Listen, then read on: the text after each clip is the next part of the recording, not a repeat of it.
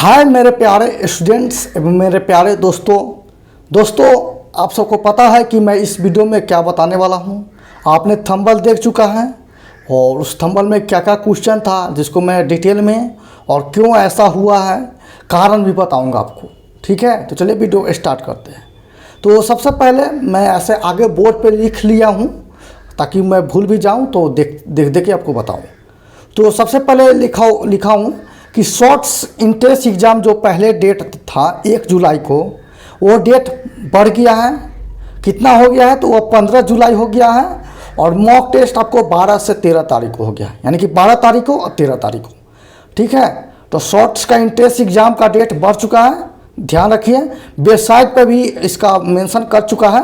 तो कि कब हो गया है तो 15 जुलाई को हो गया है। तो 15 जुलाई को आप फाइनल एग्ज़ाम देने के लिए तैयार रहिएगा।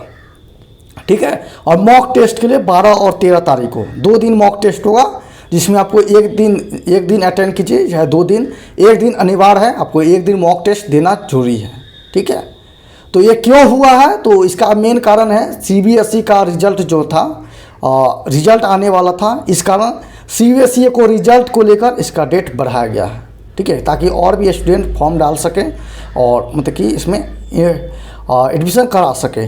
ठीक है, इंट्रेंस एग्ज़ाम दे सके, इसलिए इसका जो डेट है एग्ज़ाम डेट वो बढ़ाया गया है।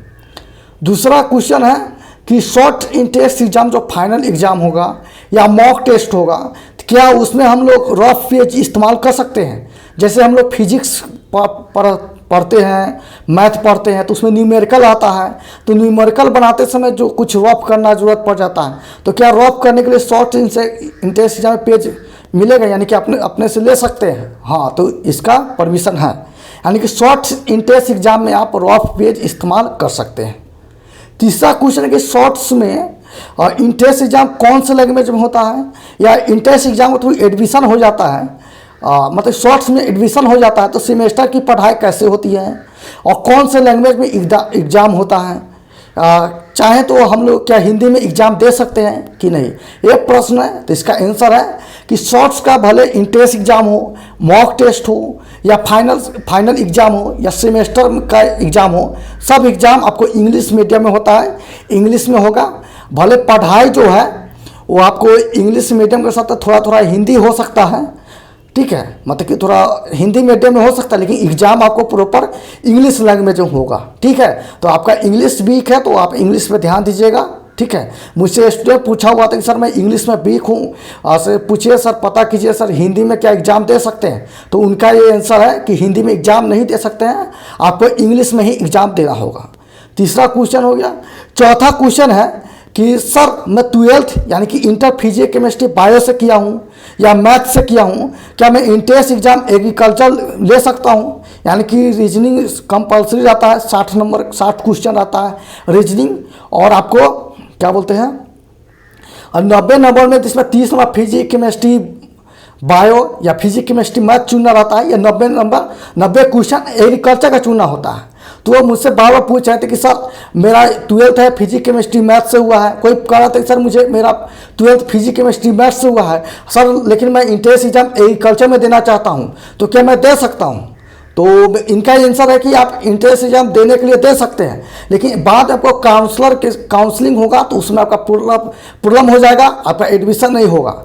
क्यों नहीं होगा? क्योंकि काउंसलिंग होता है उसमें मेरिट्स बनेगा, तो आपको एग्रीकल्चर पे मेरिट्स बनेगा, लेकिन आपका 12th का देखा जाएगा तो वो 12th का मेरिट देखा जाएगा, तो उसमें फिजिक्स केमिस्ट्री मैथ दिया रहेगा या फिजिक्स केमिस्ट्री बायो दिया रहेगा, तो उसमें मैच नहीं करेगा तो आपका एडमिशन नहीं होगा। ठीक है, तो आपका एग्ज़ाम दिया ना दिया दोनों बराबर है, इसलिए आपको 12th में जो सब्जेक्ट चुने हुए हैं, 12th जिस सब्जेक्ट से किए हैं उसी सब्जेक्ट से इंट्रेंस एग्ज़ाम का फॉर्म फिलअप कीजिए, सब्जेक्ट चुनिए और उसी सब्जेक्ट से इंट्रेंस एग्ज़ाम दीजिए, मॉक टेस्ट भी दीजिए। ठीक है, जैसे फिजिक्स केमिस्ट्री मैथ चुने तो फिजिक्स केमिस्ट्री मैथ चुनिए, या फिजिक्स केमिस्ट्री बायो चुने तो फिजिक्स केमिस्ट्री बायो चुनिए।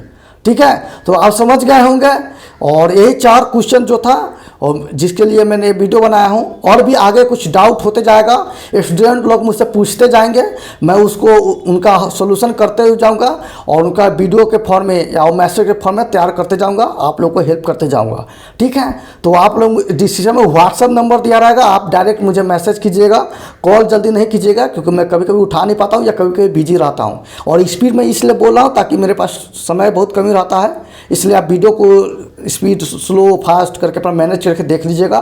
ठीक है, धन्यवाद।